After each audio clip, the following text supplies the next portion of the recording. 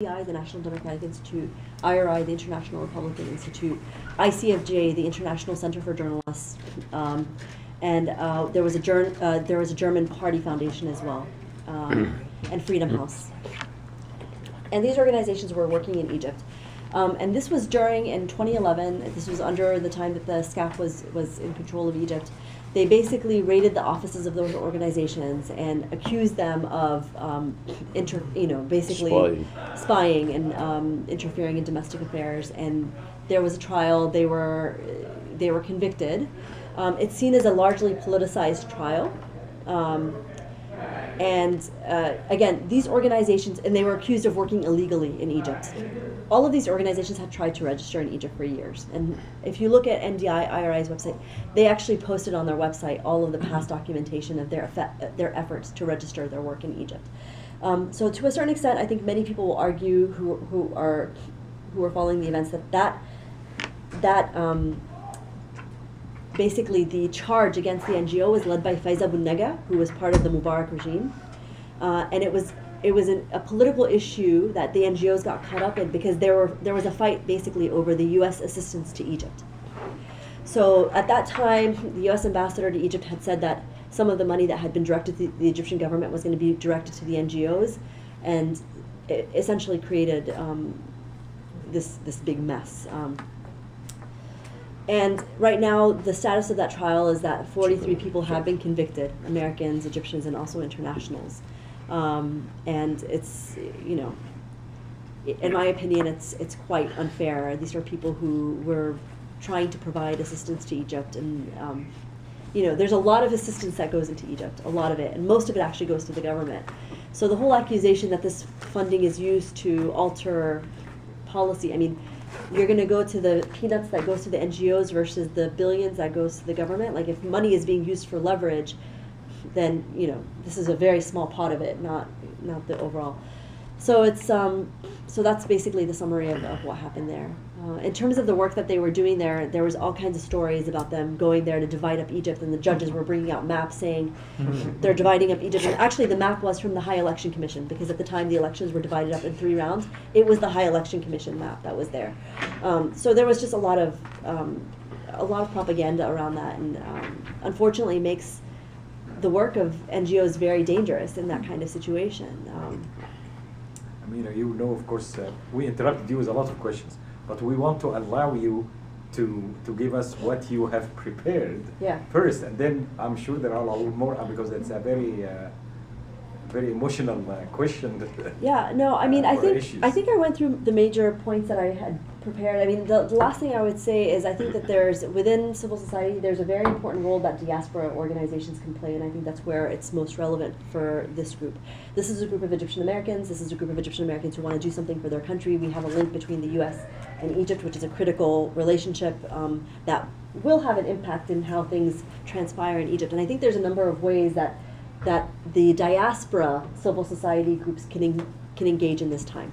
And I think, number one, things that we already talked about, there absolutely has to be a database of Egyptian Americans. We need to be able to get on the phone and say, okay, this is an issue, I'm going to talk to so-and-so, I know this person is at NET, I know this person is at the Atlantic Council, I know this person is at the State Department, I know this person is in Congress. And I want to understand their position, and I want to be able, and again, the way, that's okay. And the way to have that impact is again through collective work. One challenge with I heard a statistic that there were 300 Egyptian American organizations, mostly organizations of 1 or 2 people. I think the more that there is collaborative efforts, the more effective it'll be. I have nothing against pluralism. I think it's a good thing to have a number of different organizations, but there should be some mass to be able to affect change. And at least some coordination. Just in the past 3 months, I'm on like 10 new Egyptian American listservs, which is great. It's great that people want to engage. It's great that people want to do something. But you also have to keep in mind that people, I want to engage, but I'm getting fatigued. I'm getting tired of all of this stuff that's out there and nothing's happening. So I think there needs to be, a place for the Egyptian American community to kind of come around the table and say, okay, we're at a critical stage in Egypt's history. We want to do something. maybe we can't reach consensus on the political issues, but maybe these are the areas that we can reach consensus around and work together to either get more funding for entrepreneurship in Egypt, or help relieve the debt for there's a number of things that we can do to make life easier for average Egyptians, and maybe that's where we could start if the politics are too messy now. I have a question. You probably know there are several Anglos like yourself who are again second generation Egyptian Americans and so on, who had also had a very similar experience. I don't know what's the name, Maaty, who did her PhD on Maaty, yeah. I was next door. I made some cookies. Do you want Okay. any? Yes, thank you. Homemade. Thank you. Great, thank you. Appreciate that. Pass the whole thing around. Okay. Yeah, thank you. Appreciate it. Okay, We'll I'm leave sorry. this for you here. Okay. All right. Thank you. Okay. Appreciate it. I'll bring When the you're tag. finished, I'll Yeah. put the top and just Yeah. put it. Oh, look, you already, I didn't even notice. You have all this Come help stuff. me You yourself. can have a piece of it. No, that's good. All right. Thank you.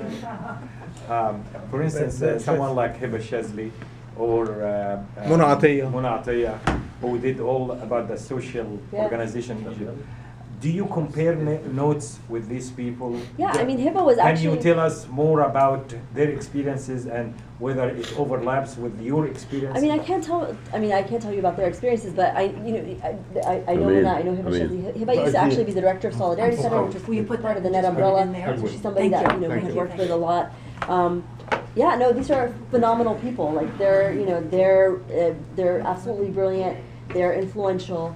So these are all people that when I worked at NED, I would definitely connect with them. We often had roundtable discussions where we bring in some of these people to share their thoughts and help guide us in terms of what we should do and how we prioritize. So there's definitely an open channel of communication there. So what you experienced was not unique. In other words, there was similar experiences by people like Hiba and so on. Well, no, I don't know about their experiences, but they're we did collaborate. Basically, Right. is what I'm saying in terms of the work of that we were doing. So they were people that I would meet with and get advice from all the time.